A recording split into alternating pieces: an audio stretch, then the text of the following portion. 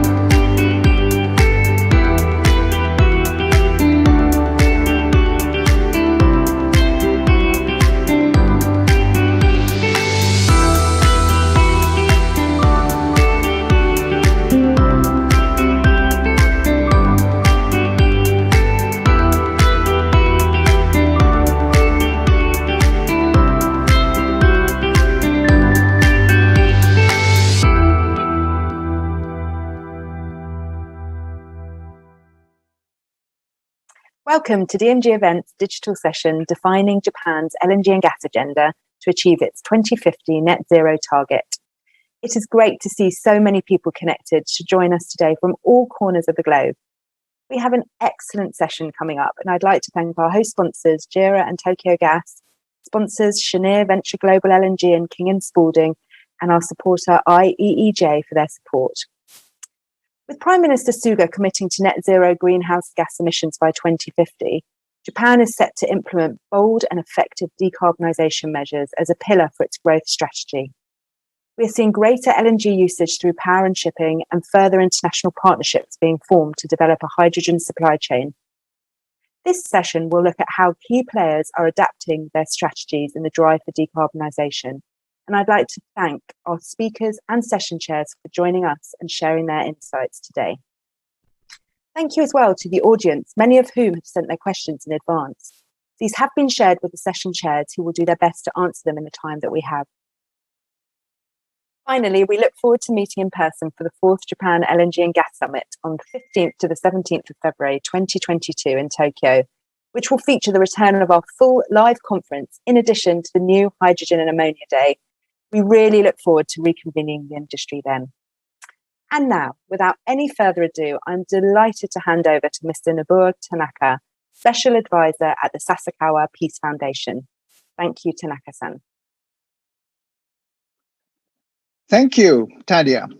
Good morning, good afternoon, everybody. I'm Nobuo Tanaka, and former executive director of the IEA, International Energy Agency. Thank you for letting me to make an opening statement today. When I was the executive director of the IEA publicized the World Energy Outlook Special Edition titled, "Are We Entering a Golden Age of Gas?" Yeah, that was 2011, 10 years ago. My question today to all of you is, are we still in a golden age of natural gas? The shale revolution was the main reason for the golden age of the gas. The high price of oil brought lower and stable supply of gas in the United States as associate gas. And it is so cheap that it switches power sector from coal to gas substantially. And the CO2 emission has been reduced substantially in the United States. So in a way, golden age of gas certainly happened in the United States. And it will make the United States the largest exporter of the LNG in the future, while China is the largest importer of the LNG. North America shale revolution and LNG trading help Asian economic growth with cleaner fuel and supply security with market-based pricing. This is a great achievement of the shale revolution. But the issue is now the COVID-19. Last year, the COVID hit the energy sector by once in 100 years scale. 30% of global oil demand disappeared by lockdowns. IEA's Fatih bill said it was Black April for oil. Other fossils and nuclear also declined. The sole winner was renewable. COVID-19 accelerates the energy transformation.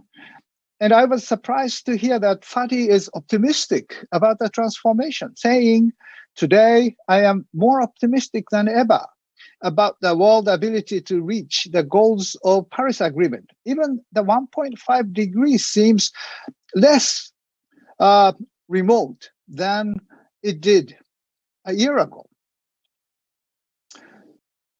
Will peak demand of oil happens? Future demand oil depends on the recovery from the COVID-19.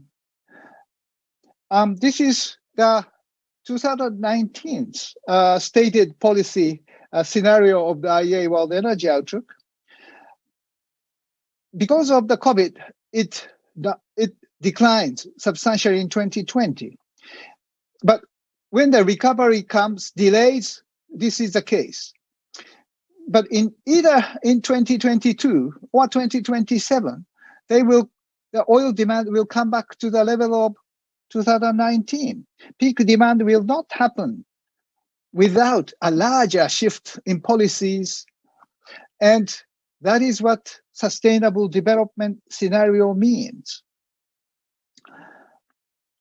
In the case before the COVID crisis, $23 trillion of present value is what oil and gas producers could see.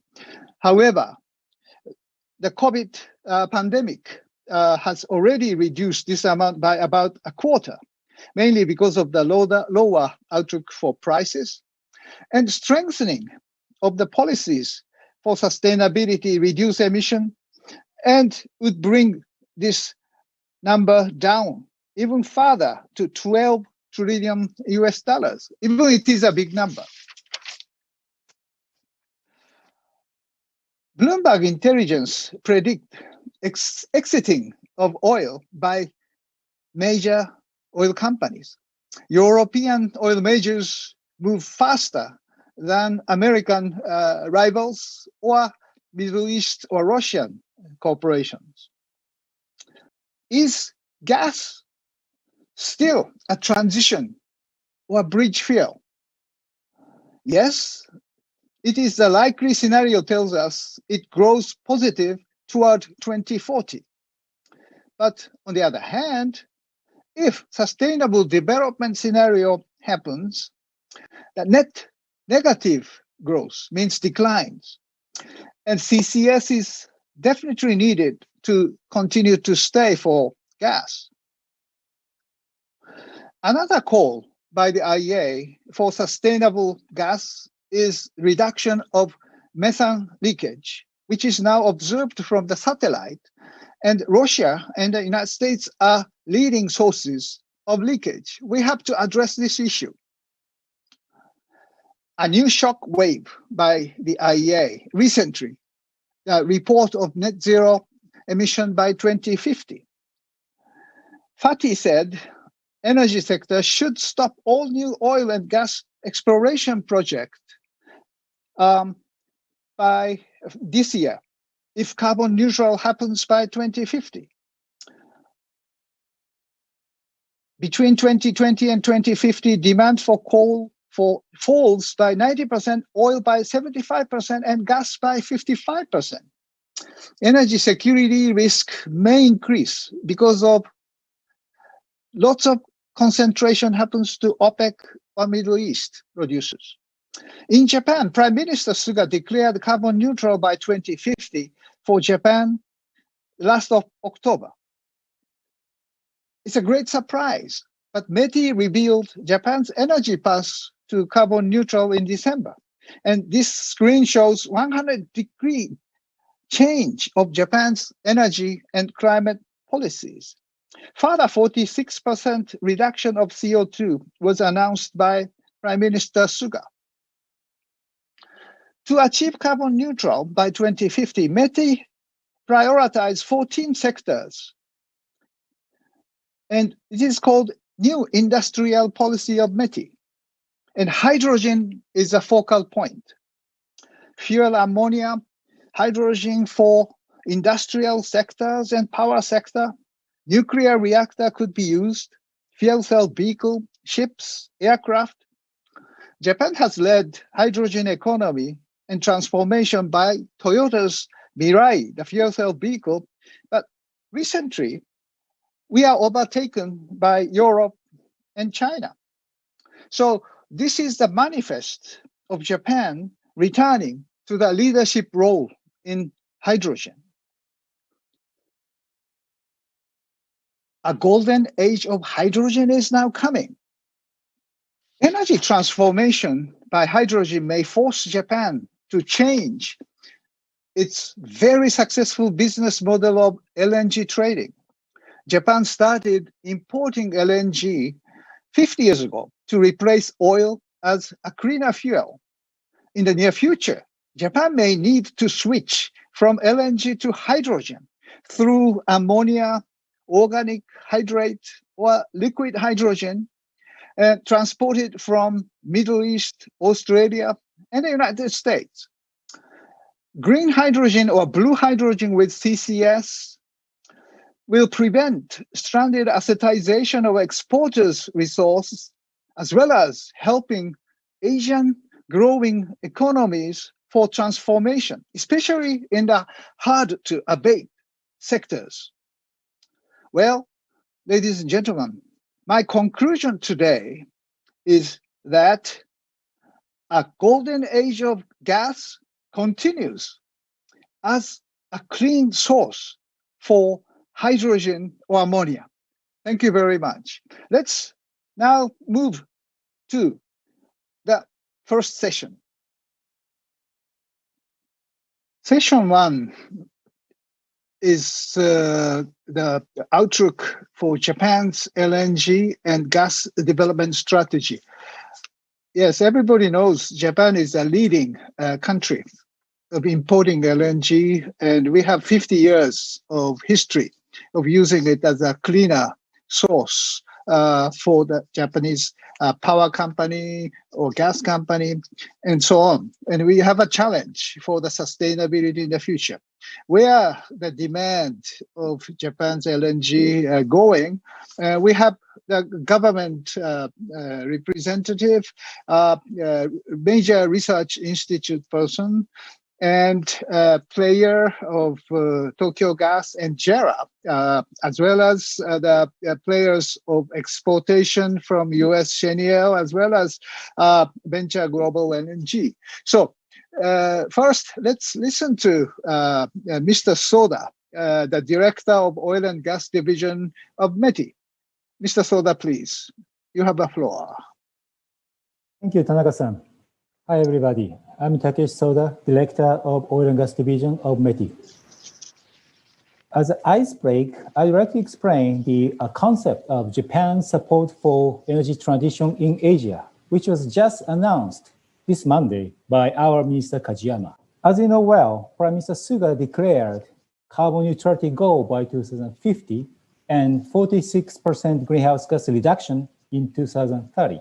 As to the background of energy transition in Asia, I want to touch upon the current trend of climate change discussions. First, the World Bank and several European financial institutes have already announced their tough stance on fossil fuel financing. What surprised me most was the ADB's draft version of energy policy, which released in early May. ADB plans to stop financing oil and natural gas field exploration and coal-fired capacities. In addition, ADB plans to limit its finance on gas-fired power plants under the very limited conditions. Second, based on the EU taxonomy, the criteria for gas-fired power plants are so strict that almost all gas-fired power plants would be classified as not sustainable.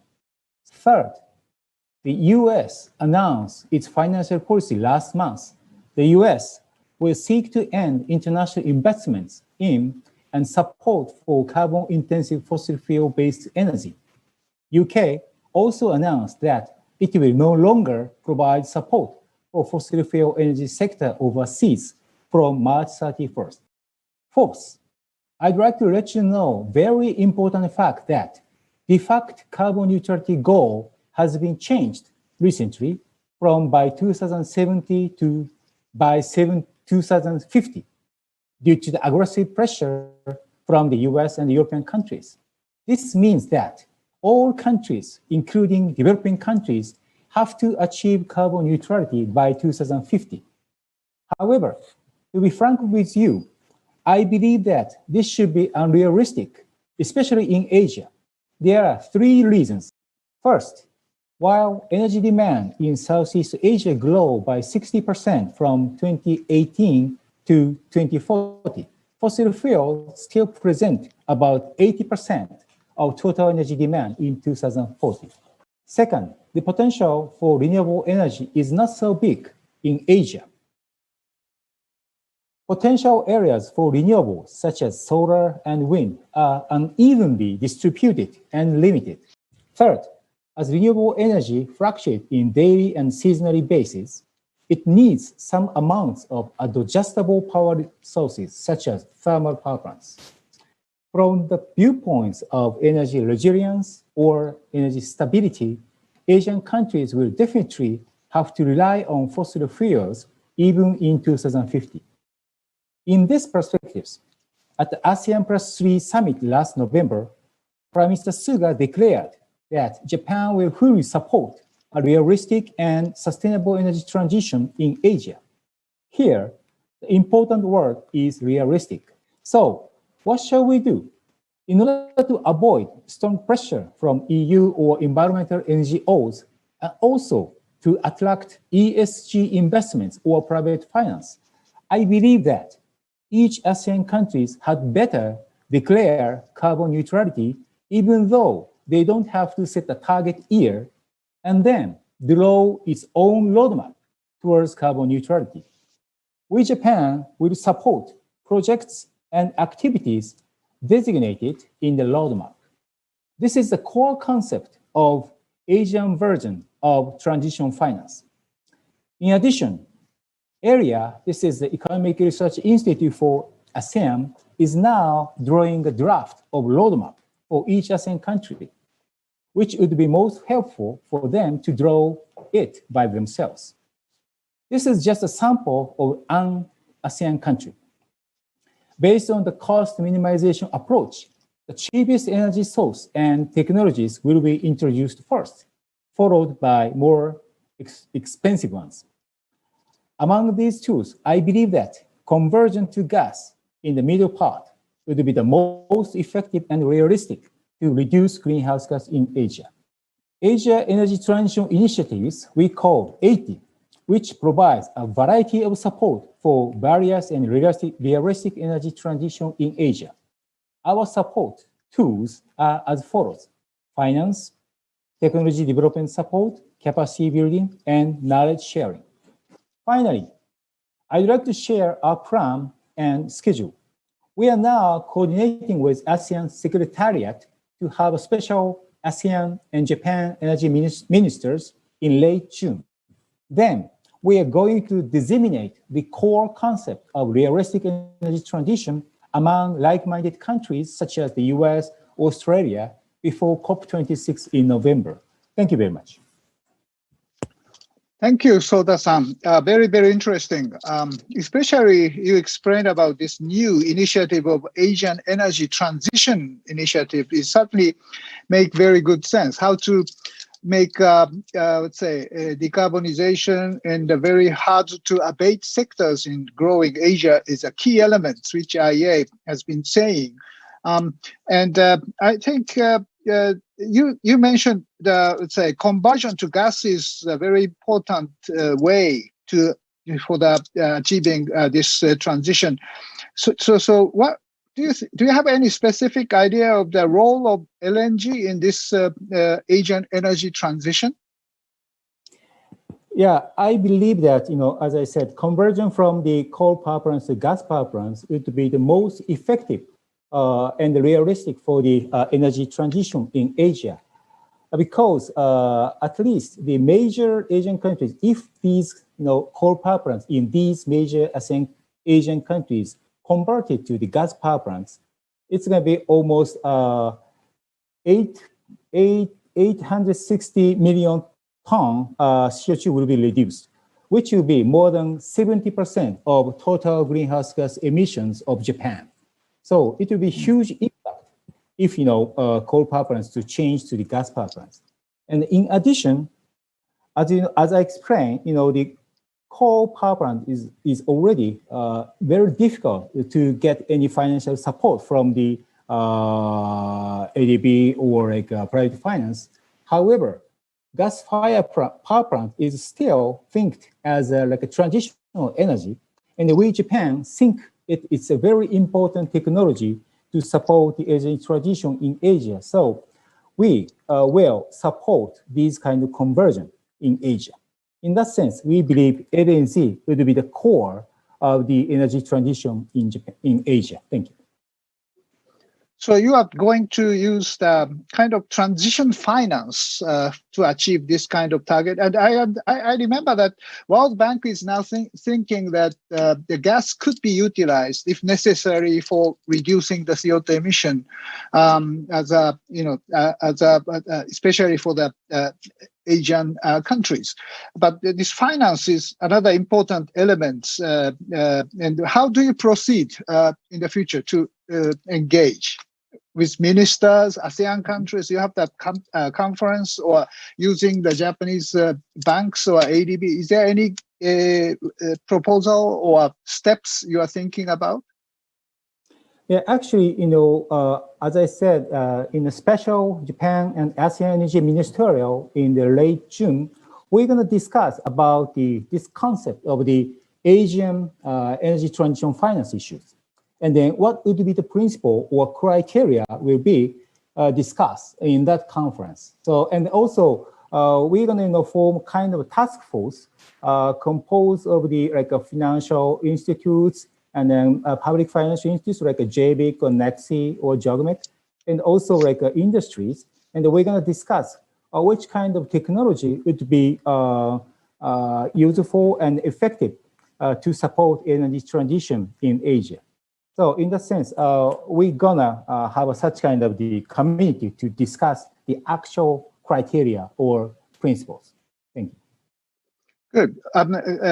Minister Kajiyama announced yesterday is for the ASEAN countries about 1 trillion yen financing. Is this what you say? Yeah, that's right. Actually, this Monday, Mr. Kajiyama declared in the Japan ASEAN Business Week. Actually, this week is the subsequent week. So the first day of the Japan ASEAN Business Week, he declared this 80, Asian energy transition initiatives. Mm-hmm. Okay. And then, yes, and then $10 billion financial support is kind of the core of our initiatives. Mm-hmm. But still, the gas has let's say carbon emission. Even it is much less than coal. So eventually, we have to decarbonize the gas totally, right? So are you thinking about using more hydrogen or as a cleaner source, or mixing or co-firing of hydrogen or ammonia to reduce carbon emission in the next step? Or are you thinking about, let's say, using CCS for the, let's say, carbon dioxide emission from the coal power plant in Asia? Or is you have some specific idea of the future total decarbonization? Thank you very much. Actually, as Mr. Tanaka-san said, all these kind of the possibilities will have to be materialized, because we believe that we should not make coal gas-fired power plants as a stranded asset.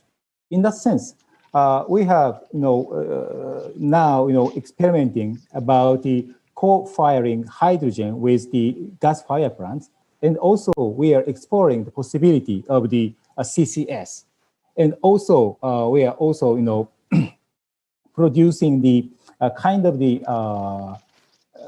clean LNG, such as the offset by the other like forestation or like other CCS methods. So this kind of thing, we have to explore all the possibilities of how to use the LNG and cleaner, and also how to make the gas-fired plants not to be the stranded asset. Very good. Thank you very much. Okay, let's move to the next speaker, Ms. Yamashita of the Japan Institute of Energy Economics Japan. She is certainly the energy expert and who has, I know for long, have a very good capacity of telling us about the future prospects of decarbonization. Please, Yamashita-san, you have the floor. Thank you very much for opportunity to join this webinar. I would like to share IEEJ outlook on energy and emissions to supply some flavor of global long-term picture. So we have two basic scenarios. One is a reference scenario where the world will keep the historical trend of things incorporating currently available technologies and policies in place. The other one is advanced technology scenario, or ATS, where ambitious technology development and energy and environmental policies are assumed. In the figure on the right, in our reference scenario, you can see that MENA, China, ASEAN, and India all are expected to increase their use of natural gas into the future. In the left figure, more aggressive ATS is shown in real lines to be compared against dotted line reference scenario. Energy demand in ATS is 15% lower, with all the fossil fuels to see peaks before 2050. Natural gas is shown in orange, and it will be the last to see a peak at around 2040. As of 2050, the world will remain dependent on fossil fuels for 67% of the total demand. CO2 emission will be shown later in this presentation, but certainly we are not yet meeting the goal of 50% reduction by 2050, which is 2-degree goal. This slide is an outcome of our analysis in 2019 outlook about no new coal-fired power plants and its implication. We assumed that there will be no new coal plants to be constructed in the world after 2020. Then we assumed all the countries will replace it with gas-fired power plants. Figures here show the implications to natural gas supply and LNG demand. As natural gas is imported as LNG to this part of the world, look at the right-hand figure. LNG demand will surge to 3 times the current level by 2030 if we banned new coal-fired power stations, and it may even surpass the sum of existing and under construction currently planned LNG supply capacity. This means that banning coal power plants has a huge impact on LNG market. Circular carbon economy, CCE, was introduced last year at G20. The idea is to utilize all available emissions reduction technologies by the 4R steps: reduce, reuse, recycle, and remove. First and foremost is reduce. It is to reduce the amount of CO2 before emitted to the atmosphere, thus energy efficiency, use of clean energy, renewables or nuclear, as well as hydrogen and ammonia play the main role. Carbon circular economy aims at reducing CO2 after emission with remaining 3 R's, namely reuse, recycle, and remove. Even after we burn and emit carbon, we can utilize CO2 with or without chemical conversion. These are reuse and recycle. Finally, to deal with emitted carbon, which enters the system, remove will take place.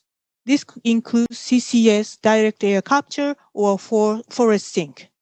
Our CCE scenario assumes utmost adoptions of 4R technologies for carbon neutral use of fossil fuels, with all other assumptions based on the advanced technologies scenario. Let's see the impact of CCE technologies. CO2 emissions are reduced by 5 gigatons from ATS and gets closer to the 2-degree optimized path. If you look on the right, while the share of fossil fuels of CCE scenario is almost the same as ATS, the mix of fossil fuel shifts from coal and oil to natural gas as a primary feedstock of blue hydrogen. Net CO2 emissions are reduced due to CCS, while the consumption of fossil fuel remains almost unchanged. This is what we hope to see in the transitional process towards carbon neutral world, decarbonization of hydrocarbons. In conclusion, I would like to emphasize 3 points regarding the role of natural gas in energy transition. 1, the natural gas is the most eco-friendly hydrocarbon and thus ideal as a transitional fuel. Secondly, it can even serve longer as a source to produce zero-carbon hydrogen or ammonia. Lastly, such virtue of decarbonization of hydrocarbon can be extended to other fossil fuels. Therefore, natural gas is a door to circular carbon economy. Thank you very much for your attention. Thank you, Yamashita-san, for a very, very good and convincing argument. And I fully agree with that. Gas will play a role of transition fuel as well as possible source for blue or blue hydrogen or blue ammonia. Well, that is the way. I said in my opening, I said that the golden age of gas still continue if gas can supply as a green source for conventional gas or coal thermal power plant. So I cannot agree more. On the other hand, as you say in the in your analysis, that if coal power plant are banned, that increase of gas is enormous, especially in Asia. So don't you think will there be a risk of a short supply, which had happened in winter this year, and the price of the spot price of gas jumped enormously? So there could be a tighter supply-demand situation if this kind of a big shift could happen, and can we prepare for that? That is another question which I will ask the suppliers or users. But is there any analysis in IEJ about this supply security risk of gas? Well, actually, that was one of our conclusions on that no coal-fired power plant analysis. We have actually tried to warn the suppliers that the new supply or new resource will not come by in short term. It normally takes at least 6 years to 10 years for the new capacity to be developed, ready to be supplied and shipped to Asian market. And then also engineering companies or, the workers, even the laborers, are not readily available to develop such a huge new addition to the market. So exactly that was the conclusion we wanted to share with the rest of the world, especially the financial sector, which seemed to be in a haste to put pressure uniquely or equally, universally to all around the world, not necessarily be aware of the situation, the real actual situation in Asia. Very good. And also, I remember that IEJ is also interested in using the blue hydrogen or blue ammonia from Saudi Arabia. I think there's a project with Saudi Aramco is now moving about how to use the fossil fuel sources with CCS. Is the project moving? That is a very, very interesting and important for the oil and gas producers in the Middle East. Yeah, it was successfully, the first shipment was successfully done and reached Japan. And then I am aware that there are several power plants which are already utilizing the ammonia to see how it works. And there are companies which are trying out even the 100% ammonia, hoping to try out the 100% ammonia fired power plant. So it is one thing which we have been doing with the Saudi Aramco, but our project will continue for the coming years to investigate more opportunities with some other things. We are also talking with the United Arab Emirates, which is also interested in developing their hydrocarbons into the hydrogen or potentially ammonia to carry it to the Asian market. Very good. You are moving more to the actual, let's say, business estimation or calculation or analysis for this green ammonia or blue ammonia. That is very interesting. By the way, IEJ is most, let's say, knowledgeable and famous, and in the global, let's say, energy economics, that you are one of the best research institute, and IEA recently announced a shocking report called Net Zero Emission by 2050 Roadmap. And I quoted it in my opening statement that, Fatih Birol said, the energy sector no longer need any new project for oil and gas and coal if net zero emissions should happen. What do you think about this analysis as a prominent energy institute?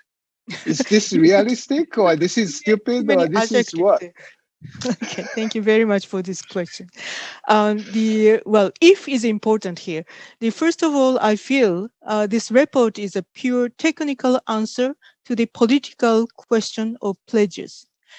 IEA avoided getting trapped in judging any announcements, but simply reminded those countries whose leaders have pledged for carbon neutrality or net zero that if such targets are to be realized, they must follow a certain very narrow roadmap, and such as the one described in the report.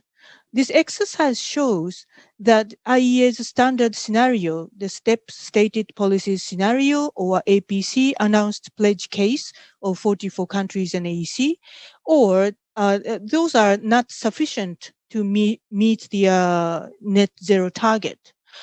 I am sure the modeling exercise has been carefully executed in a so-called backcasting approach, where the carbon neutrality or net zero is assumed by 2050.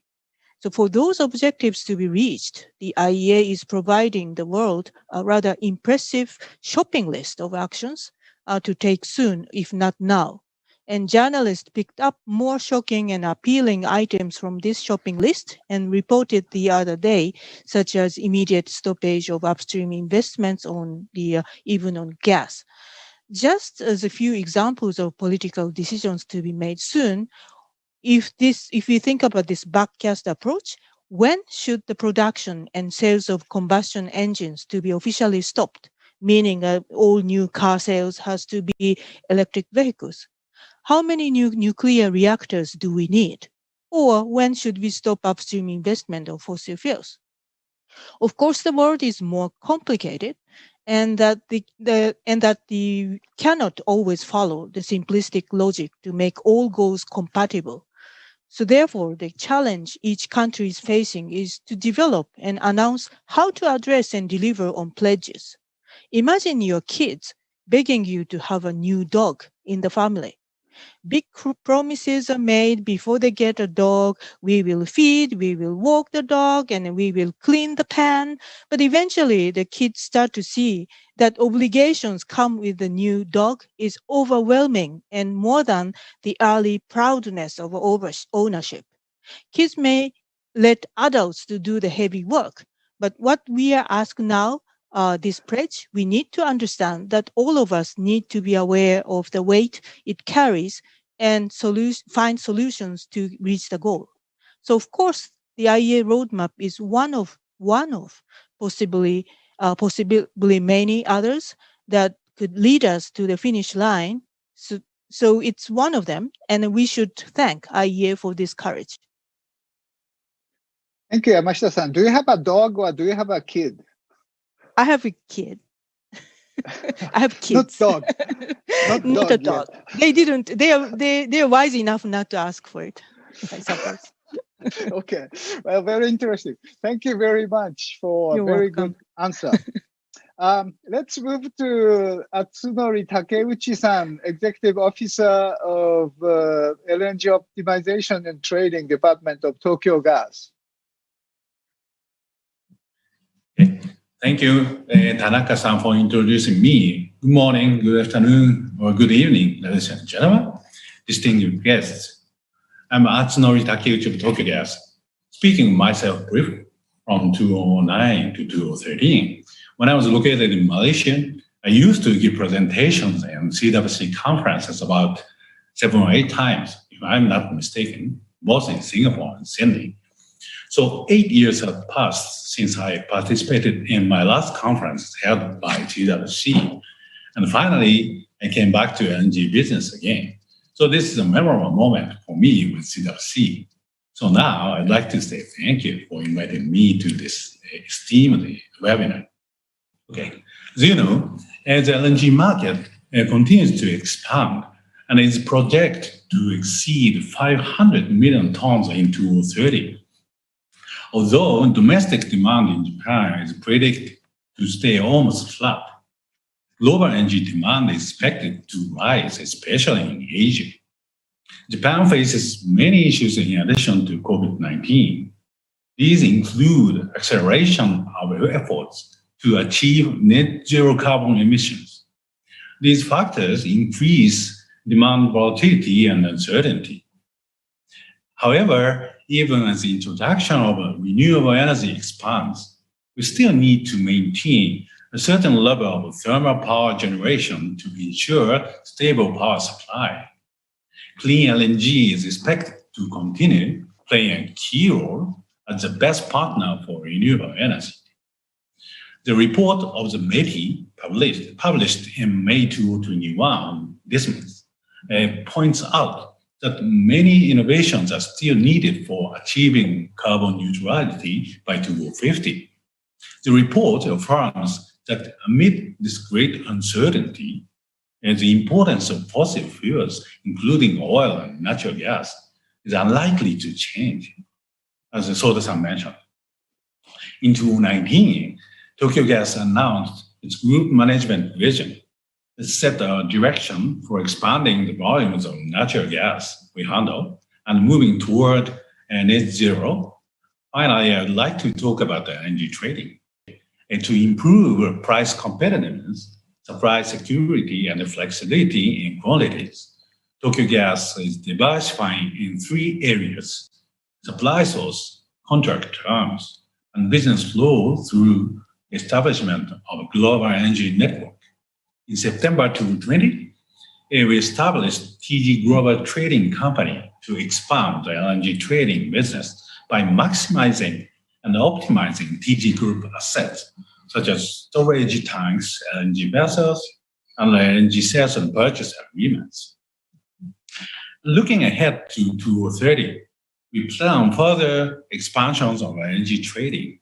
By 2030, we aim to expand the volume of natural gas handled by Tokyo Gas to 20 million tons and trading volume to 5 million tons. I would like to give an overview of our net zero initiatives. In November 2019, we became the first utility company in Japan to announce a policy towards decarbonization. In the mid to long term, we'll combine various initiatives to meet the challenge of net zero CO2 emissions in the future. However, in the short term, we believe that combining natural gas with renewable energy is a realistic solution that will bring us closer to a decarbonized society. And rigorous low-carbon initiatives are the immediate priority. We believe that CNL for short is one method of making progress in the energy transition phase. Tokyo Gas decided to receive its first CNL from Shell in June 2019. We then started proposing CNL to customers with a focus on those with high levels of environmental awareness.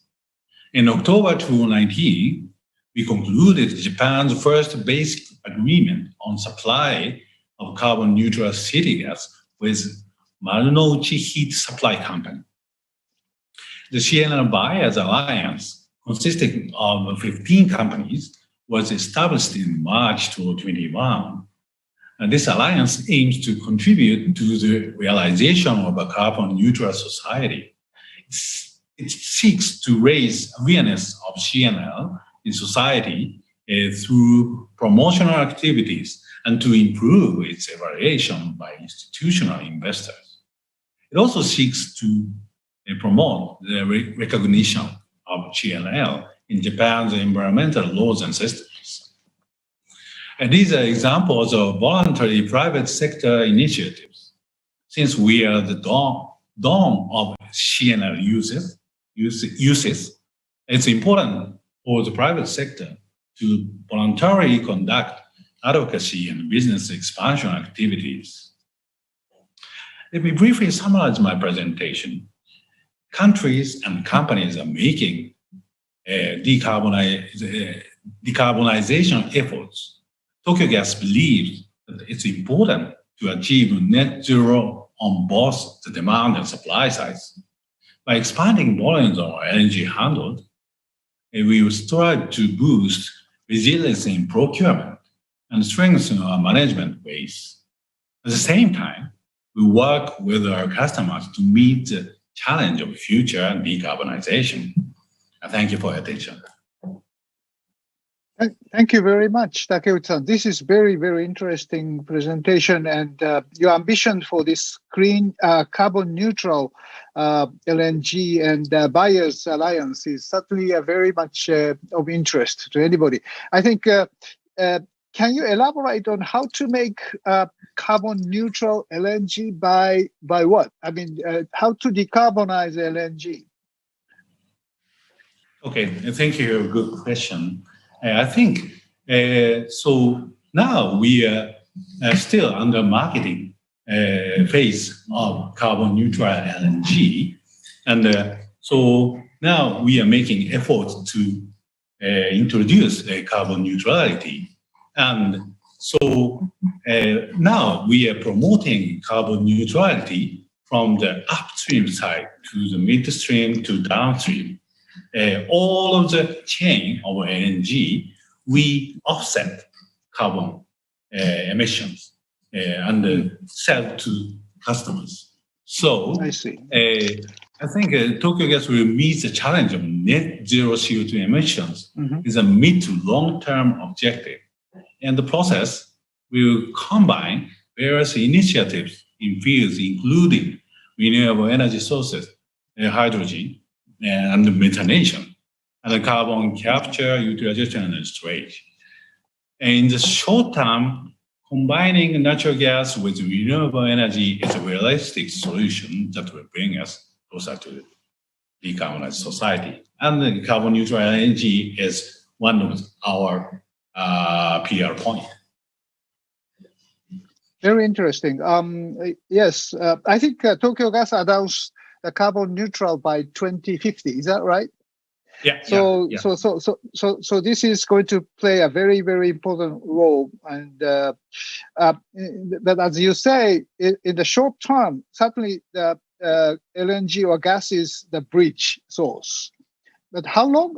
Until what time do you think that the gas is the bridge, and then eventually be moved toward the, let's say, hydrogen or green ammonia or something else, or methanation?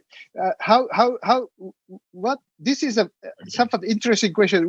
When the peak demand of gas as such is coming? Yeah, I hope it continues eternally. But I think this is a good question and a big discussion even for my company.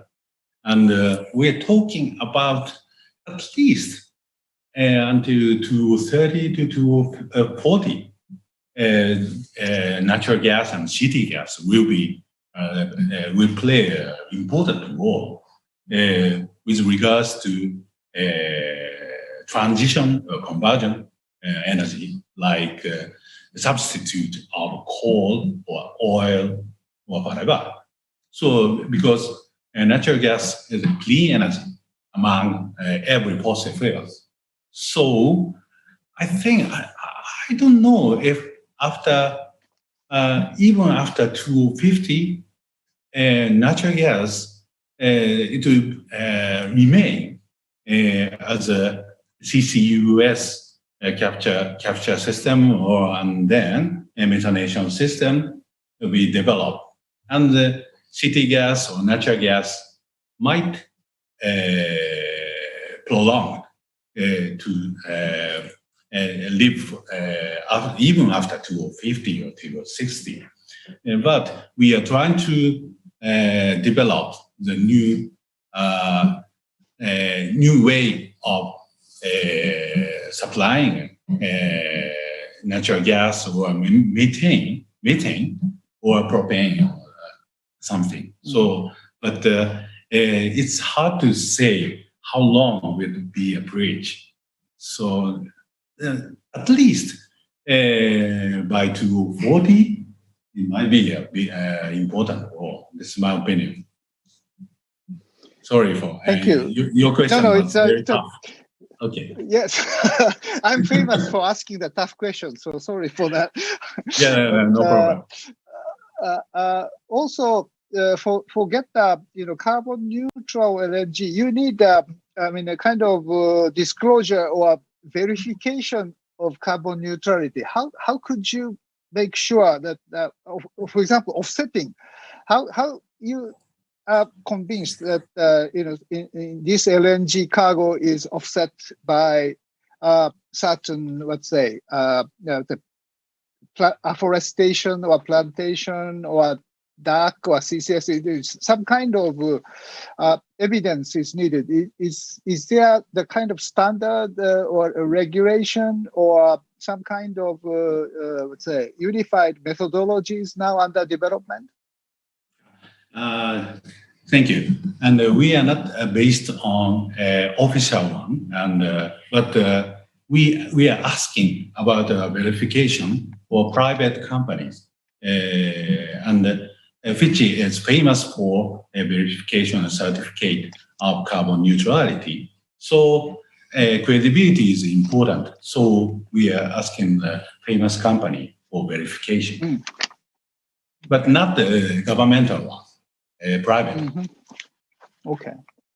Yeah, sooner or later, that if European Union is moving toward this coordinating taxonomy of sustainability, this kind of, let's say, standardization of sustainable gas is coming as a major issue for adjusting the border difference of the sustainability. But anyway, thank you very much, Takeuchi-san, for your elaboration of the future of clean and carbon neutral gas. Let's move to Nishizawa-san, Executive Officer of Senior Operating Officer of JERA. Please, floor is yours.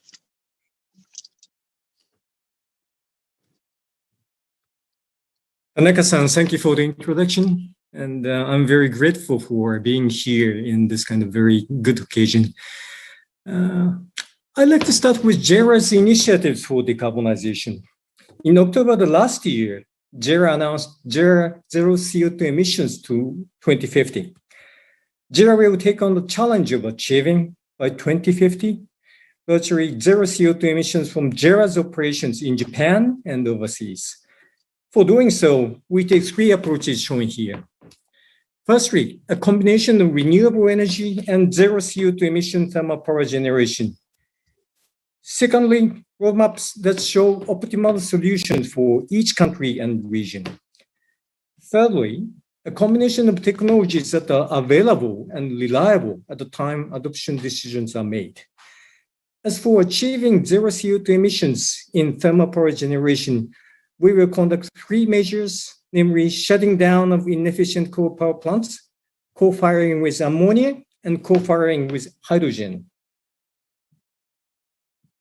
For our domestic business in Japan, we established a roadmap towards zero CO2 emissions 2050. Here's the one for the period until 2030. JERA will, by 2030, shut down all inefficient coal power plants and also conduct demonstration tests of co-firing of ammonia at high-efficiency coal power plants. As for gas-fired power stations, we will work on resolving technical issues regarding co-firing with hydrogen. The use of CO2-free LNG is also being considered.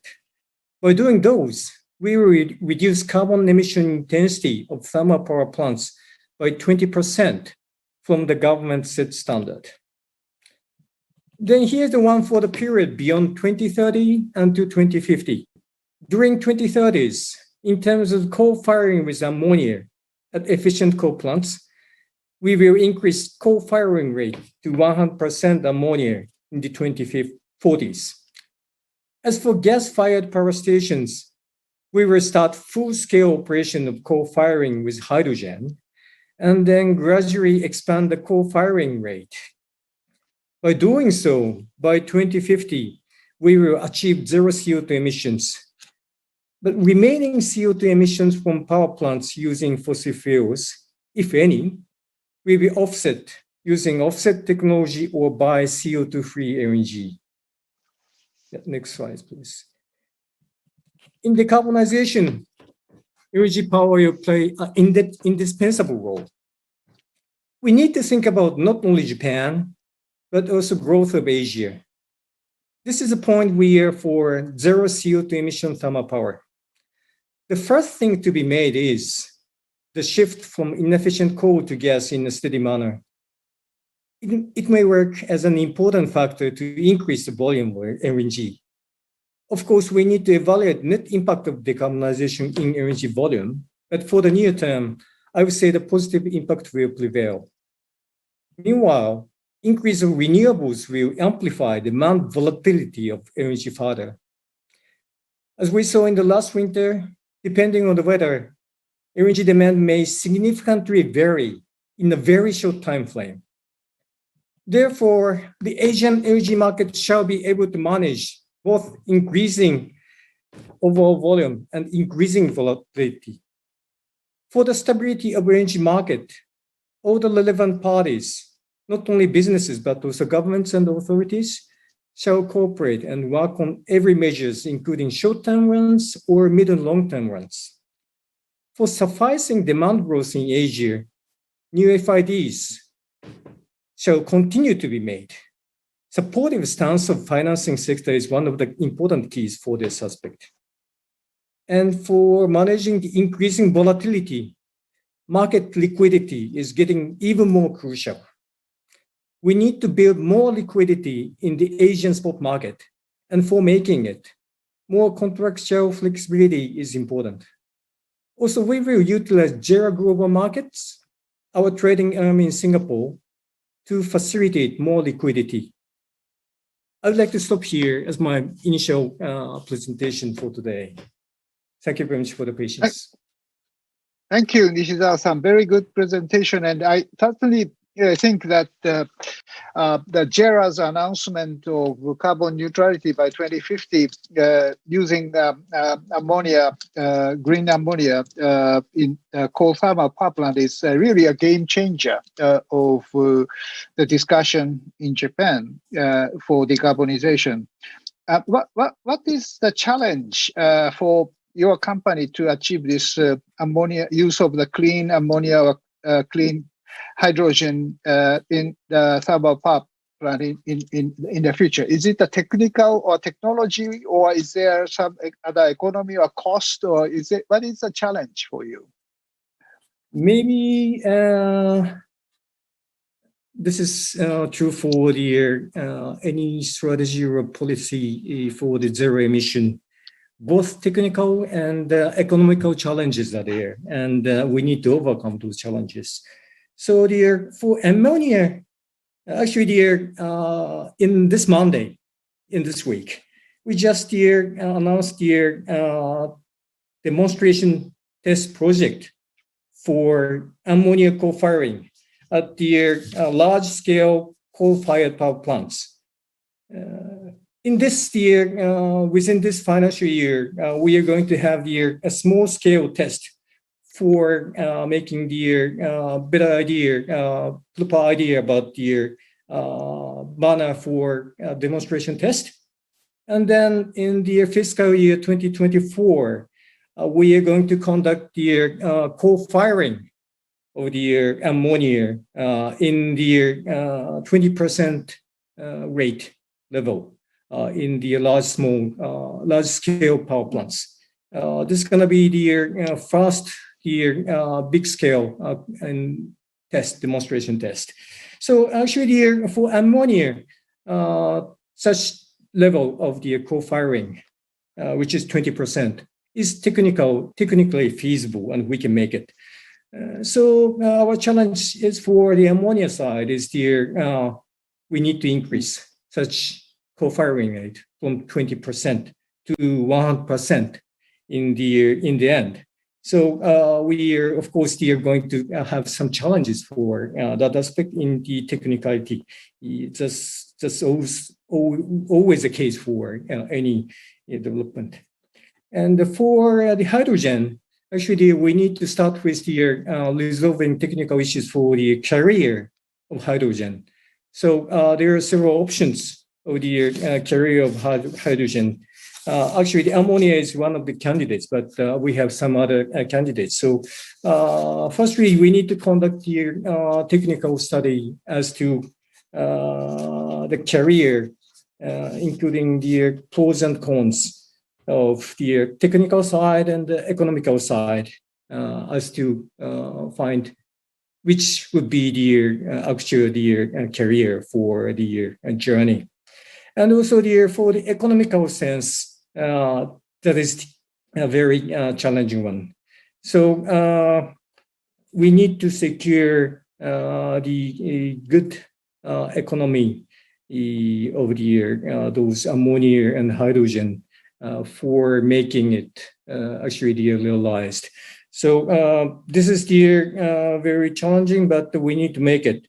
And we are going to conduct the technical development as alone, and with the cooperation with the various authority or companies to overcome such challenge. So we are going to make the good contribution for the decarbonization for this journey.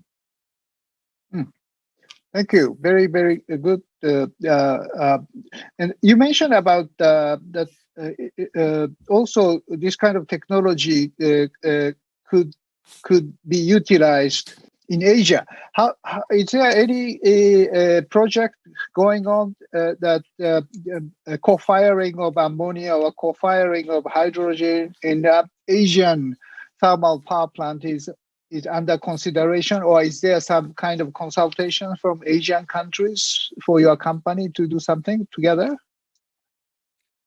This is something we need to discuss here from now on. And actually, it may be premature to say something about such kind of cooperation at this stage in a specific manner. But anyway, with some partnering, we'd like to pursue such kind of opportunities. This is the important part for making this roadmap applied for the Asian countries as well. As Nishida-san, Takeuchi-san of Tokyo Gas mentioned about this carbon neutral LNG. Is JERA interested in joining this kind of carbon neutrality of the LNG importation? Actually, for the carbon neutral energy, we understand that is the one option for making the energy itself carbon neutral. And actually, our entity, JERA Global Market, made the actual sales of the carbon neutral energy to India in 2019. That was actually one of the first one in the market. And of course, for making this journey, carbon neutral energy is one of the good option. So maybe firstly, we need to see what is the customer's requirement, what is the aspiration of our customer, and we need to think about how to respond to such aspiration or desire from our customers. So firstly, we need to assess their requirement or desire, and we need to consider in what kind of manner we can respond to such desire or requirement. So maybe for the carbon neutral energy, the important thing is we need to have the concrete unified mechanism or social system to evaluate. And I mean, in other words, the measurement, reporting, or verification in the unified and established manner in the industry. I would say such unified, established global standard for carbon neutral energy is not yet there in the market. So important thing for this thing, carbon neutral energy, is to need to work in a cooperative manner to establish such standard, which is fair and reasonable and justifiable and workable. Okay. Thank you very much. Well, thank you very much, Nishida-san. Very good explanation. Let's move to Katsumi Kuroda-san, of Senior Advisor of Cheniel Marketing. Let's move to Kuroda-san now. Thank you. Hi, Tanaka-san. Thank you very much for giving me the opportunity to talk about LNG in the low carbon decarbonization energy market, taking the opportunity of DMG market. It is a very good honor for Cheniel to have a chance to talk about our plan and what we are trying to do. I have just a couple of slides, And I like to just focus on the 3 points. The first point is energy supply demand balance. What happened back in 2020, including the winter of early 2021, and how buyers and sellers can or should cooperate or supporting with each other down the road. The second point is energy's role in the achieving net zero target.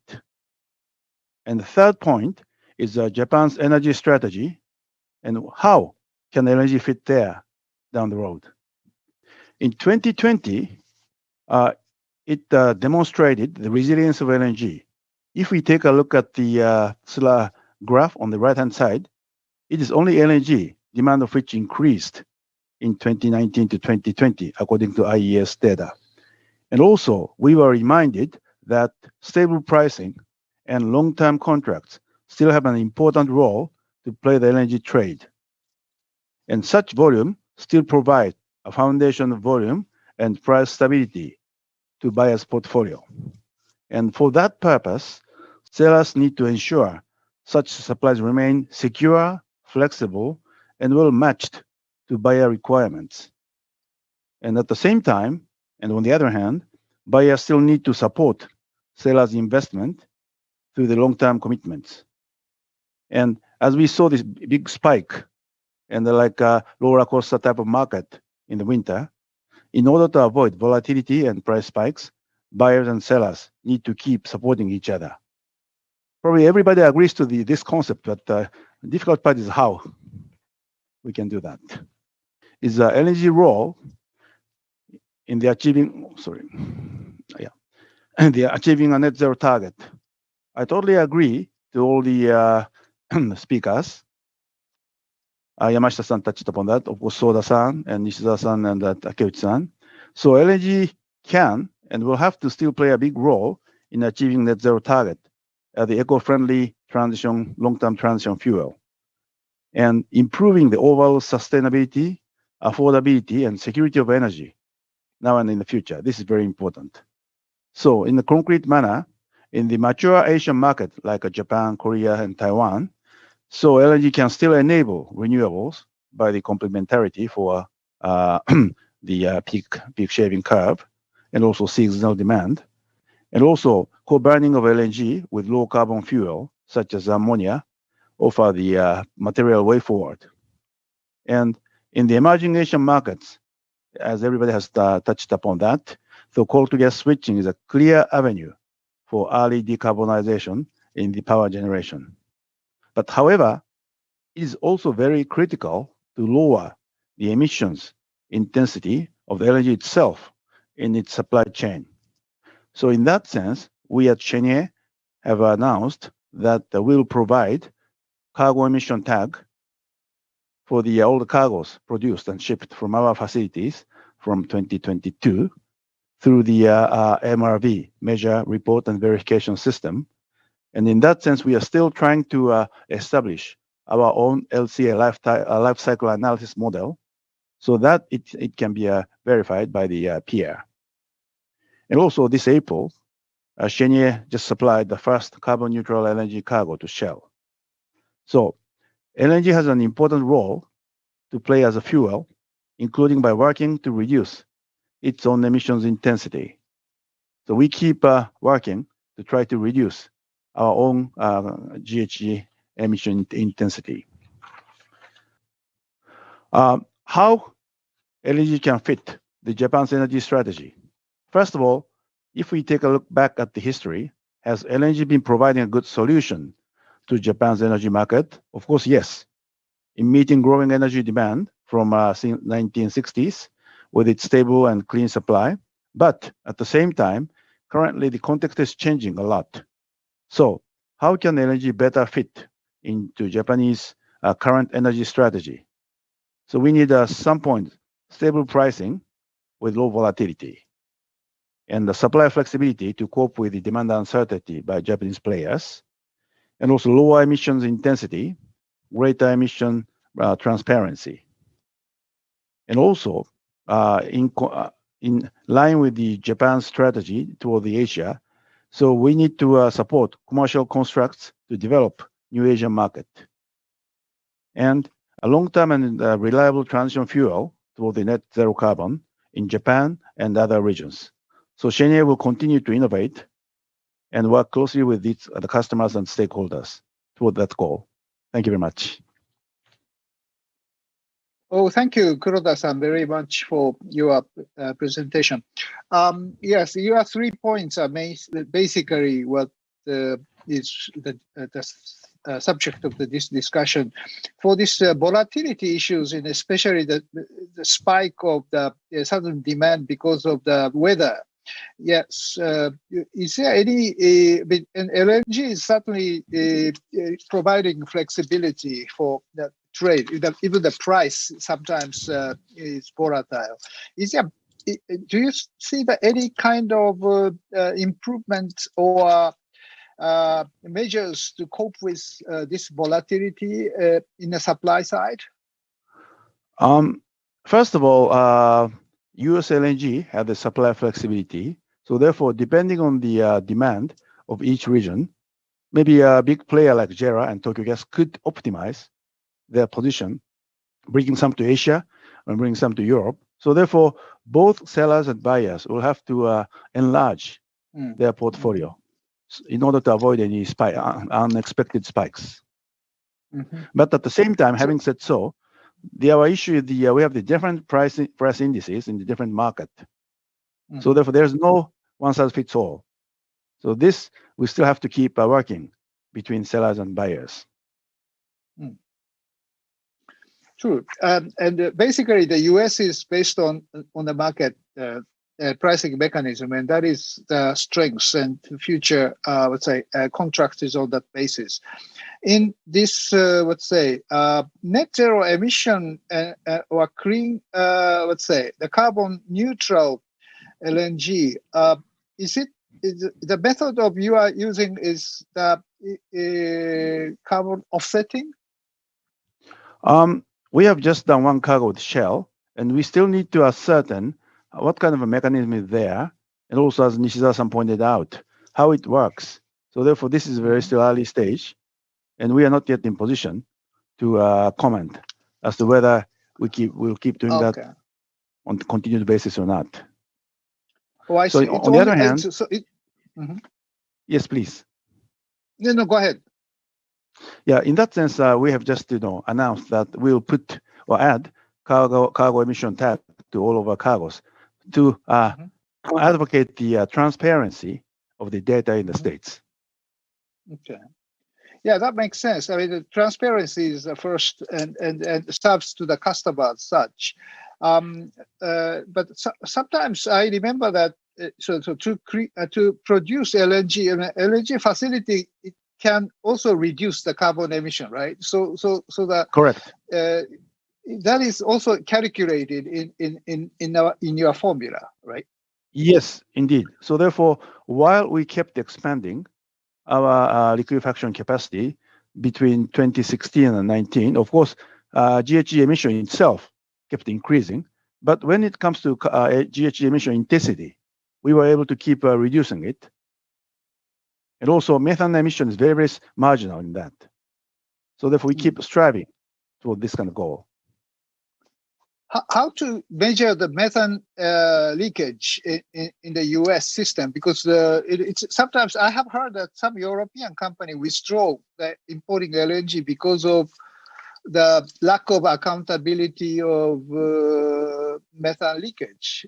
How can you assess the amount of methane leaks? We can't comment for all the players, but in our case, methane emission constitutes a very small fraction in our total GHG emission. This is in 2019, it was about 0.79% of our total GHG emission. And of that, 0.1 was the fugitive, and the balance was the just venting and so forth. I see. For the future of the clean, let's say, fuel, are you thinking about moving from LNG to hydrogen or ammonia, clean ammonia, as a trader of these clean fuels, or you're still waiting to see situation? We do not know that yet because we are not able to comment on plans for carbon targets because we have not set it up yet. I see.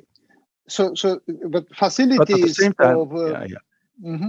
Yeah, go ahead. Yeah, we keep a number of strides toward the goal of lower carbon and decarbonization. And the hydrogen or ammonia is a possible option for the future. We do not know that yet because hydrogen is very still in its infancy, including the production capacity and transportation. So we are not yet in position to comment anything on that. I see. But it all depends on the market and price and technology or regulation as such. Okay. Well, thank you very much, Kuroda-san. Thank you. Let's move to the last but not least, Mr. Tom Earl, the Chief Commercial Officer of Venture Global LNG. The floor is yours.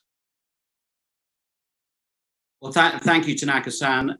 Thank you all. It's an honor to join the webinar today, an honor for Venture Global, particularly at such a fascinating time and a key time for LNG and LNG in the Asian energy transition.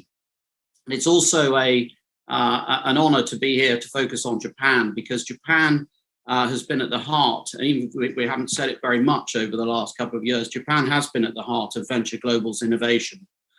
Japan provided around a quarter of the project debt funding for Calcasieu Pass that we can look at in just a few moments. So in fact, Japan was the largest Asian financier of Calcasieu Pass, more specifically Mizuho, SMBC and Nomura. And we're deeply grateful for that Japan support because it's been an important journey for the industry to see some particularly dramatic innovation in LNG at that project, at our project at Calcasieu Pass. So today we can provide you with a little bit of a progress report of that success of that Japanese support for LNG innovation. And we believe, and as we've heard already, I think, innovation will be at the heart of the transition, we think, of LNG and gas within that Asian energy transition. And Calcasieu Pass, along with our key partners, Baker Hughes and Chart, has already broken many industry records that our supporters in Japan can be deeply proud of supporting. Records on safety, on cost, and on speed of construction. The first cargo will leave Calcasieu Pass later this year in 2021, almost just 2 years after FID. So somewhat in contrast to the traditional timescales that we heard just earlier in the session of 5 or 6 years. So today, I think it's high time to thank Japan for its trust and support as we've been successfully bringing this innovation and lower cost LNG to the world. So perhaps if we can just take a very quick look for a minute. I think there is a drone video. If we can roll that video, this will give us a very short but hopefully succinct set of images of Calcasieu Pass today. So there you see, looking towards Houston, the site as it is now. So somewhat only 2 years since FID. And what's important to really summarize just very briefly from these images is this will be the world's first LNG site to use factory-built trains. And there you see the trains there. In the you see 8 of the first 18 trains that we're deploying. These are faster to deploy, they're safer to deploy, they're less risky, and they're far lower cost. So using 2,000 people on the site instead of 12,000, construction in 2.5 years instead of 5 years or 6 years, as we heard earlier. And all of this achieved through using factory-built trains. The first 18 trains being deployed there at Calcasieu, and then we'll move over to our second phase at Plaquemines directly after Calcasieu with trains 18 through 36.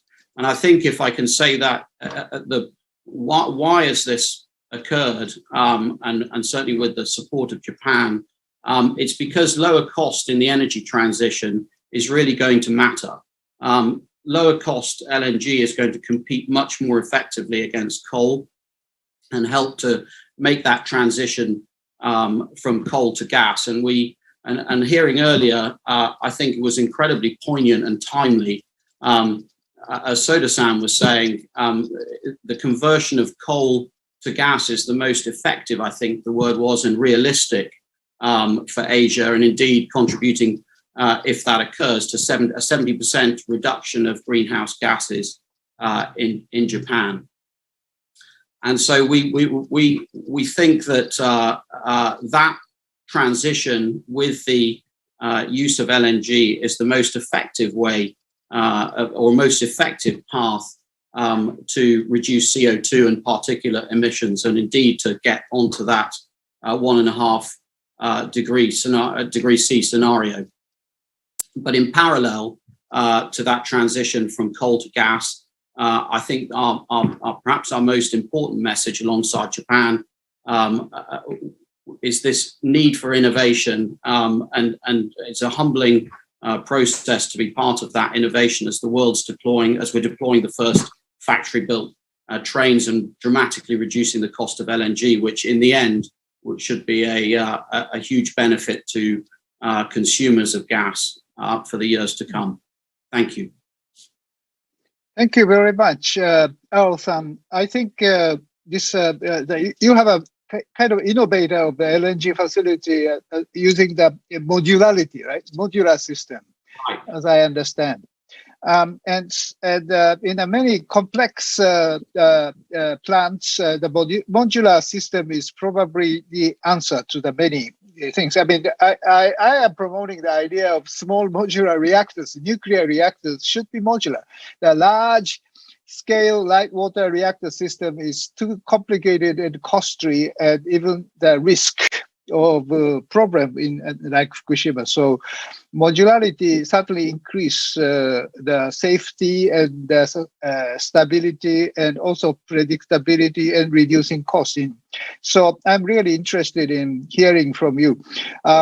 Is this system of modular system is you mentioned about Calcasieu, but is it going to be expanding to the other part of the world, not only in the US but to the Asia or Australia or Canada? Is there let's say your business is expanding to the global market?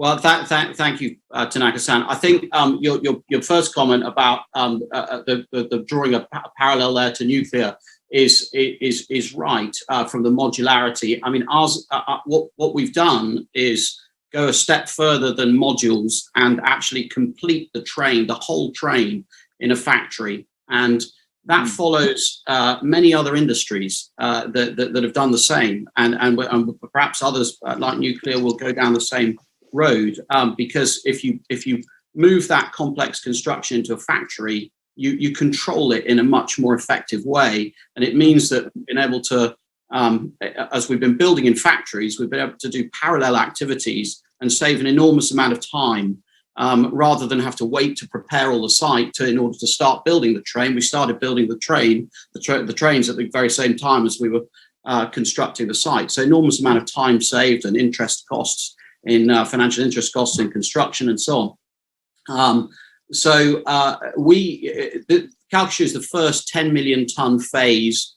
It'll be followed by 20 million tons of Plaquemines, and then CP2 next to Calcasieu Pass with a further 20 million tons. And I think, although some might say or have said that it appears ambitious, we saw earlier today just the scale of the growth that the world needs on LNG, and which I think Soda-san and Yamashita-san were showing on graphs, and that's why we are doing what we're doing, and producing at a lower cost and faster is what we're doing in order to answer that LNG demand that's coming.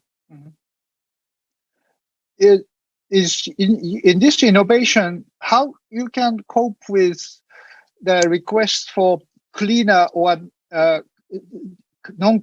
carbon-free LNG? Is there technologies in reducing the carbon footprint through modularity?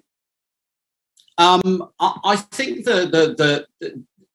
what's important at our level on the liquefaction plant level is to find every way possible to reduce the carbon intensity of our segment. And then you were mentioning just a few minutes ago, the upstream segment will manage its own carbon intensity. But at the plant level, we will keep innovating in order to reduce our carbon intensity, and I think you'll see some announcements to come shortly on that from us. But there is already technologies available to reduce carbon that's produced during the LNG, the liquefaction process, and we'll keep working with our technology partners in order to keep focusing on decarbonizing our segment of the gas chain. I think you have very good experience with Japanese market of LNG. How do you see the Japanese LNG market? It's moving, it's continuous to grow, or is there some problems because of this Prime Minister's announcement in the last autumn? Certainly, carbon neutrality is a shock to everybody.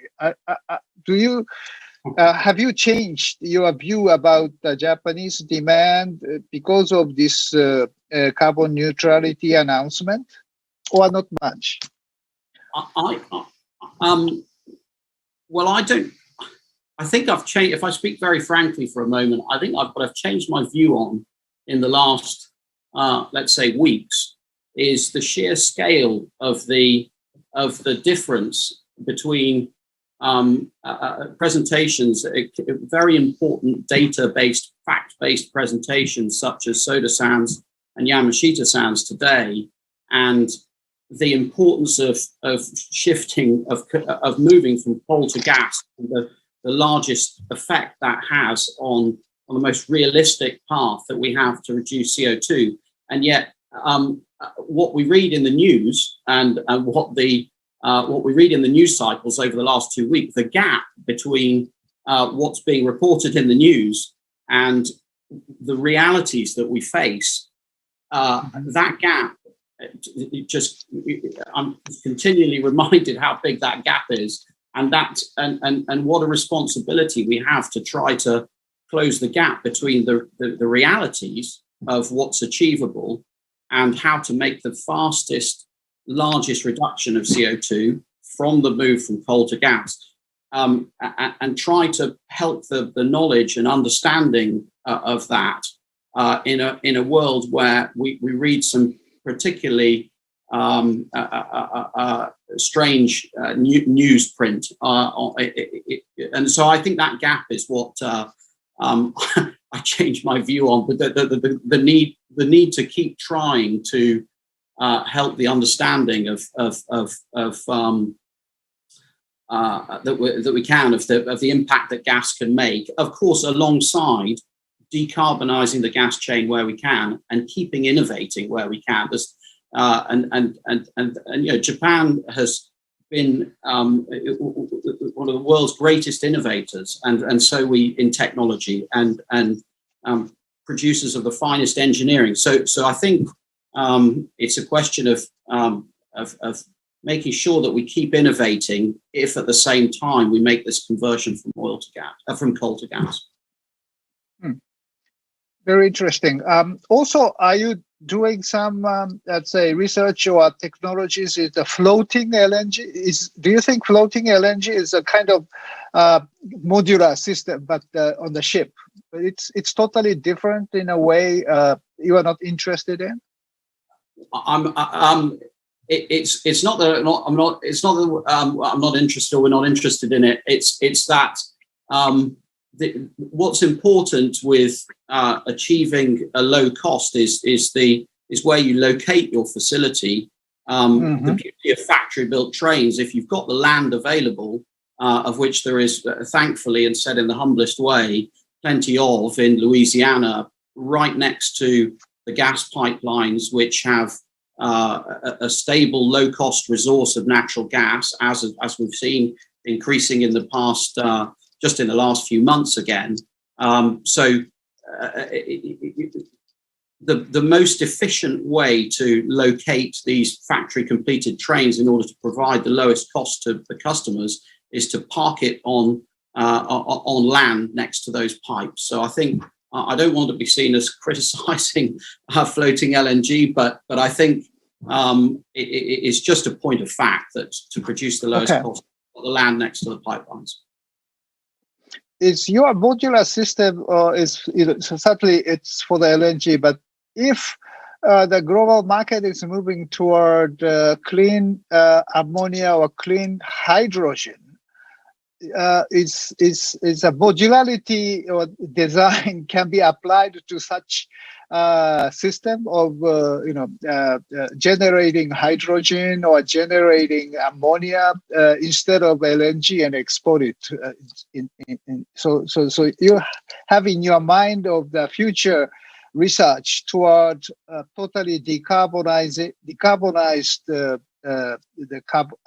fuel as hydrogen or ammonia? Well, I on the specific point, I'm not aware of the application of for hydrogen and ammonia with those trains, but I think what we see in Europe, for example, is that this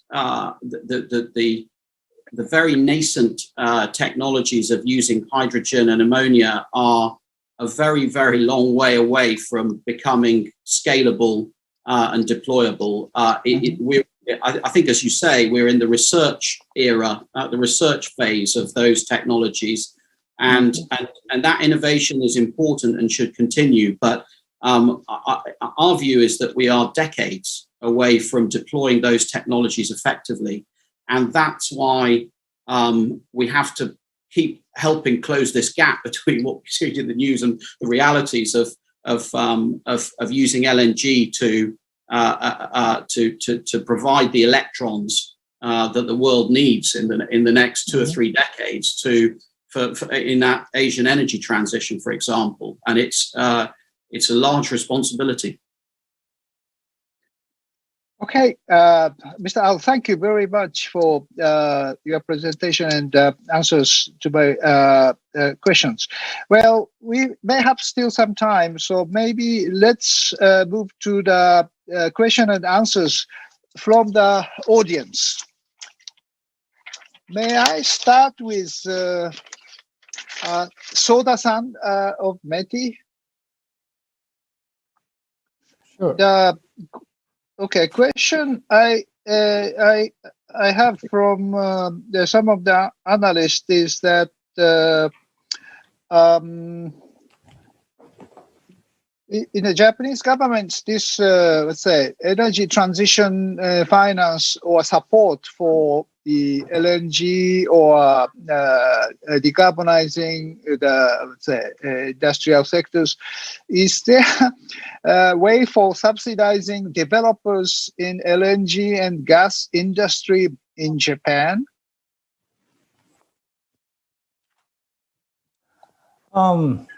It's a little bit, complicated questions, because our, the financial support which our minister declared this Monday, was mainly the support for the abroad, especially in Asia. But and also we will expand the use of the financial support, not only the LNG facilities, but also the other decarbonizing technologies such as renewables or like using ammonia or hydrogen or the other things. However, if these, how to say, construction or of the in Asia, and it is supported from the how to say domestic production, that would be also the how to say the target of our financial support. But mainly our financial support is focused on the energy and also decarbonization related facilities in abroad. I mean, especially in Asia. Mm-hmm. And another question is that this is interesting. Because of the new efficiency target on the coal thermal power plant, or which is going to be strengthened or enforced much more strictly, do you think the more utilities in Japan will ramp up natural gas generation or natural gas usage? Actually, I believe it really depends on the total share of the fossil fuel power plants. And then if the share of the fossil fuel power plants is decreasing, and then that's going to be the, even though, the share of energy power plants is going up compared with the coal power plants, but the total share of the fossil fuel power plant is going down, I don't think that, it's going to be leads to the ramp up the gas generation. Does that make sense? So it really depends on the total share of the fossil fuel power plants. Okay. Rather than coal gas, I would say replacement or shift, it's more the total share of the fossil fuel. Yeah. Yeah, definitely. Okay. How about your view? Or what do you think about the IEA's recent net zero by 2050 roadmap? Do you have any view about the IEA? Japan is a very strong supporter of the IEA. Do you buy this roadmap? I think, IEA is also already point out that there is no single pathway to achieve the carbon net zero. In that sense, we believe that this is only the one pathway or one possibility that IEA shows to the world. However, I believe that in the midst of such many uncertainties to achieve the carbon neutrality by 2050, we believe that the message from the IEA, the watchdog of the stable oil supply in the world, has issued that the no new oil and gas fields are necessary. Maybe give a wrong message to the market. And in fact, as Yamashita-san mentioned, there has been the news article in Japan that which says that new upstream development should be reduced to zero in order to achieve net zero by 2050. This is completely, misleading and misconfused by the newspaper. So in that sense, I believe that I wanted to be IEA more like credible as always. So this is my answer to you. Okay, thank you, Soda-san. Well, let's ask Yamashita-san the next question. I think this is also a question could be to Soda-san, but maybe Yamashita-san is in a better position to answer. How would the government of Japan prefer to phase the transition to low carbon sources, including gas, over the next decade through 2030 or 2031?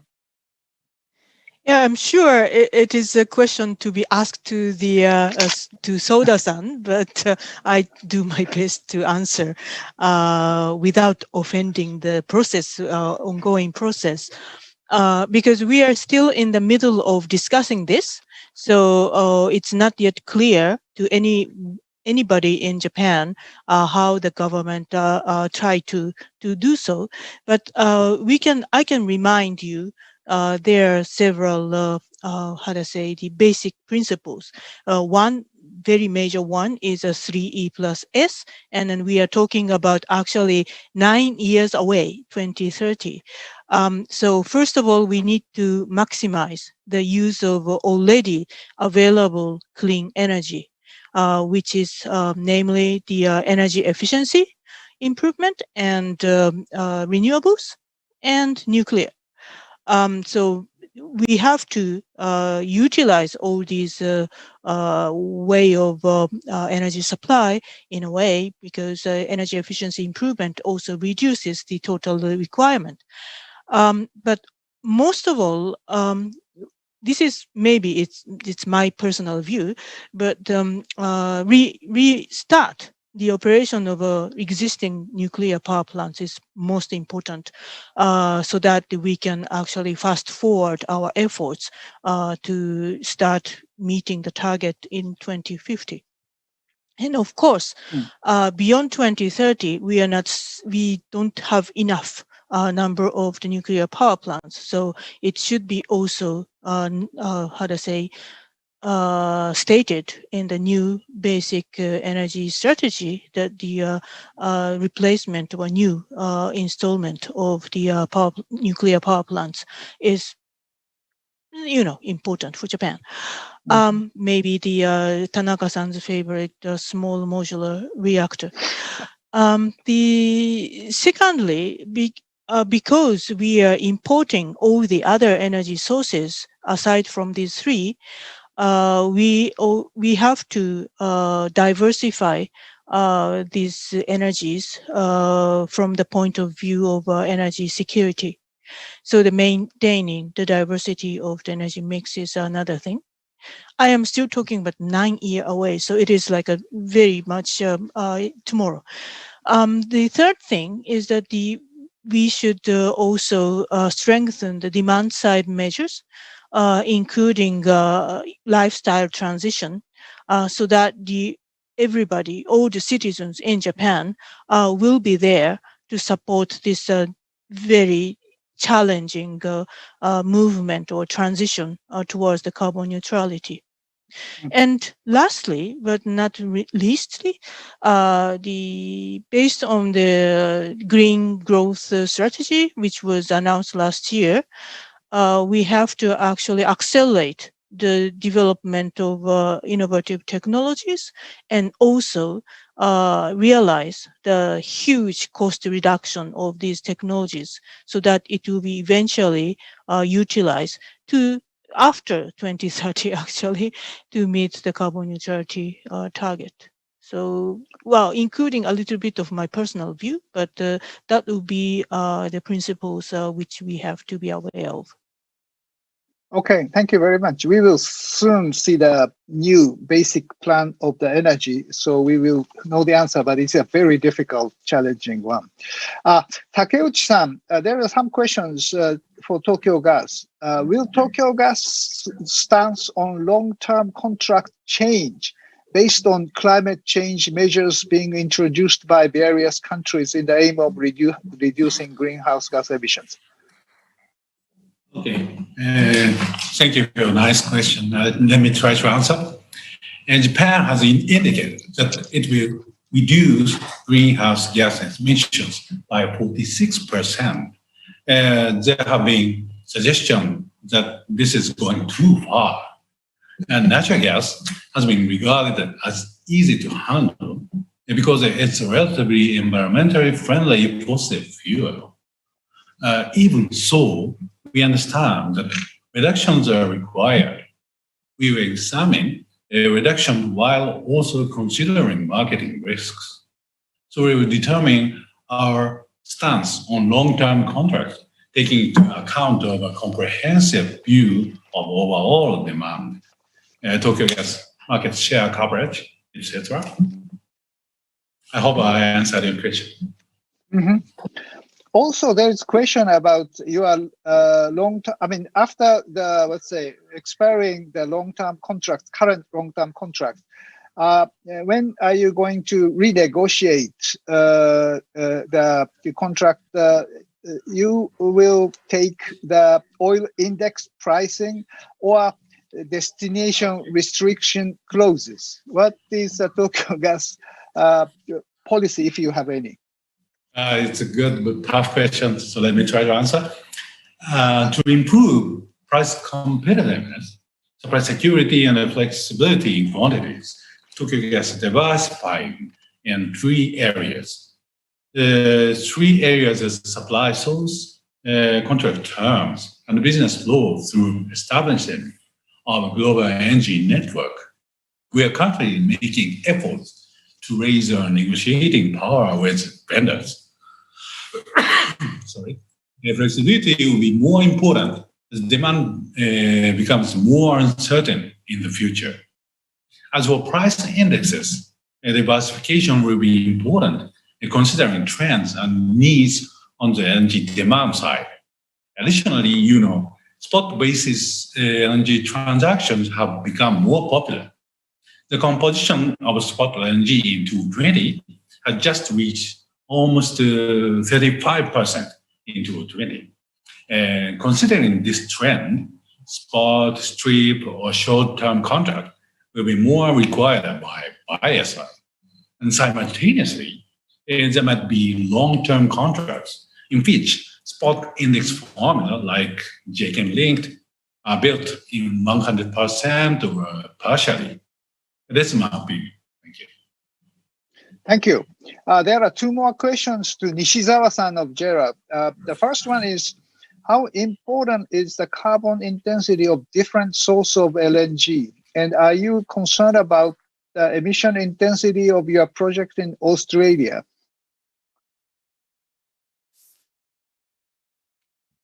Okay, thank you for the question.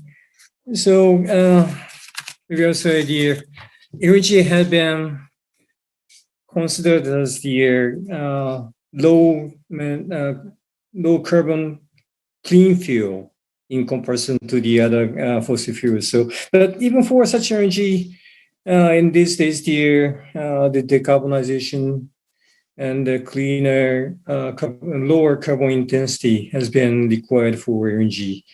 So, in such sense, the carbon intensity of a supply chain will become one criteria for not only for the procurement but for the investment.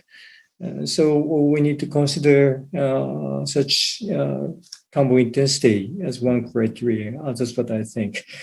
But for in this panel, maybe I should refrain from any specific source or country about how to think about. But maybe for each project or each country, they are thinking about the carbon intensity of its own project and how to deal with it. So we need to evaluate such countermeasures for carbon intensity, what that they think, and that should be considered for the evaluation as well. That's what I think. Okay. The final question to Nishizawa-san is that is the JERA play a certain role in the transformation of Asian gas players, more carbon neutral 2050, and especially in the case of Bangladesh, they say, is JERA thinking about using the important impact as the largest procurer of the LNG, and also the innovation for the decarbonization ideas for the future? Thank you for the question as well, and maybe from Bangladesh. And Asian countries in general, including Bangladesh, they're a very important area for global energy, especially for their energy demand for the coming years and for the future. So we need to think about, and they need to think about how to decarbonize each region or each country in a global sense. And we need to point out that we need to recognize that for each country or each region, the situation may vary. So we need to think about the proper, reasonable energy transition roadmap, depending upon and suitable for each region or each country. So that's what we are advocating, to make the roadmap for each country and each region. So that's what we should and we will consider for each country. So for the time being, maybe something like low carbon intensity fuel. Introduction of the LNG may be the one important factor part for such roadmap. That's what I think.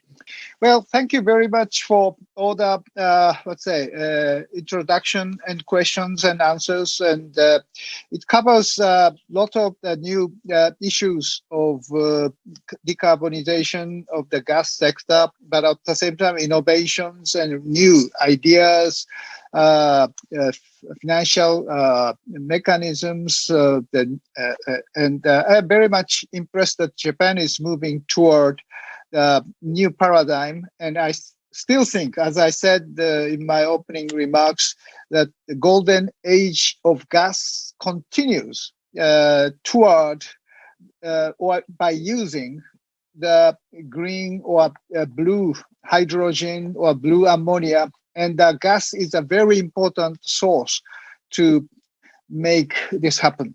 And thank you very much for the panelists for the very great effort of your answers and ideas. And I will conclude the session. And next session will start after a short intermission. Thank you very much.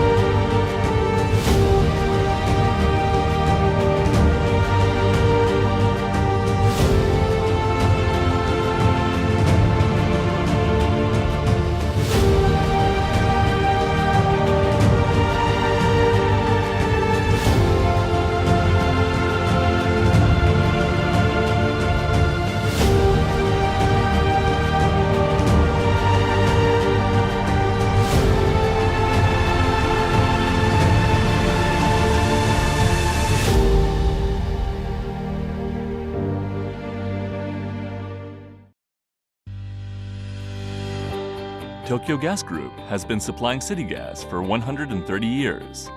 The natural gas that city gas is made from is one of the most environmentally friendly fossil fuels. It is cooled to minus 162 degrees Celsius, so it can be transported to Japan in the form of liquefied natural gas, LNG. LNG is unloaded and stored in tanks at 4 terminals.